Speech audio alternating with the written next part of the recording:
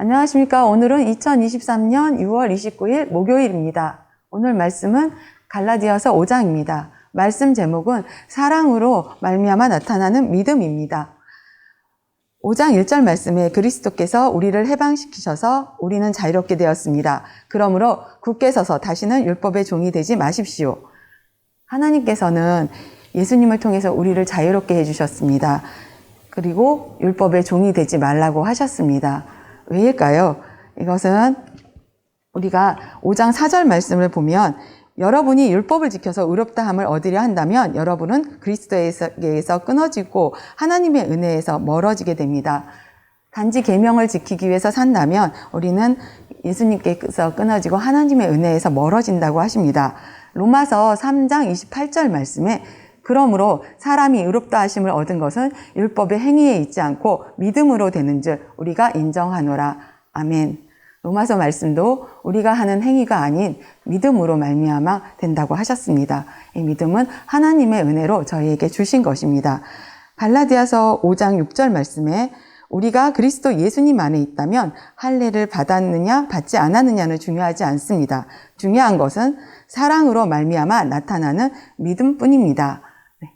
사랑하기 때문에 믿습니다. 믿기 때문에 그 말씀대로 사는 것입니다.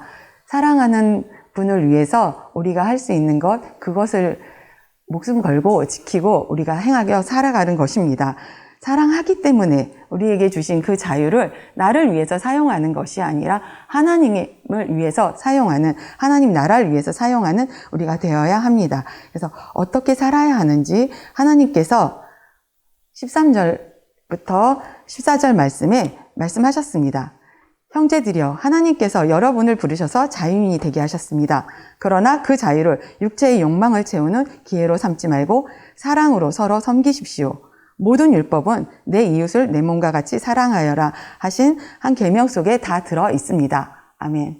네, 사랑하십시오 라고 하셨습니다. 우리에게 주신 자유, 나의 욕망과 나의 편함을 위해서, 나의 정욕을 위해서 사용하는 것이 아닌 다른 사람을 위해서, 하나님 나라를 위해서, 구원을 위해서 사용하라고 주신 것입니다. 다른 사람의 종으로, 사랑함으로, 기쁨으로 그 사랑을 위해서 살아가는 것입니다. 16절부터 26절 말씀에 보면 우리가 어떻게 살아야 하는지를 구체적으로 말씀하십니다. 16절에는 성령님을 따라서 사십시오. 그리고 18절 말씀에 성령님께서 이끄시는 대로 살면 여러분은 율법 아래에 있지 않게 됩니다. 아멘.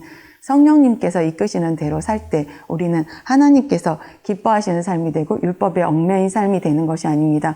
말씀대로 사랑하는 하나님을 위해서 살지만 말씀대로 살게 되는 것이고 그것이 삶으로 나타날 때 그게 성령님을 따라서 사는 것입니다. 그리고 21절 말씀에 보면 육체를 따라 사는 사람들이 어떻게 되는지에 대해서 말씀하고 계십니다. 육체를 따라 살 때 이런 일을 하는 사람은 하나님의 나라에 들어가지 못합니다. 아멘. 우리가 나의 몸이 원하는 대로, 내 마음이 원하는 대로 살아갈 때는 하나님께서 주신 은혜를 버리는 것이 되고 그것은 하나님 나라에 들어가지 못하는 것이 되는 것입니다. 우리가 살아가는 것은 하나님께서 주신 은혜에 보답하기 위해서 성령님의 열매를 맺으며 살아가는 것입니다. 성령님의 열매는 사랑과 기쁨과 화평화와 오래 참음과 자비와 착함과 성실과 온유와 절제입니다.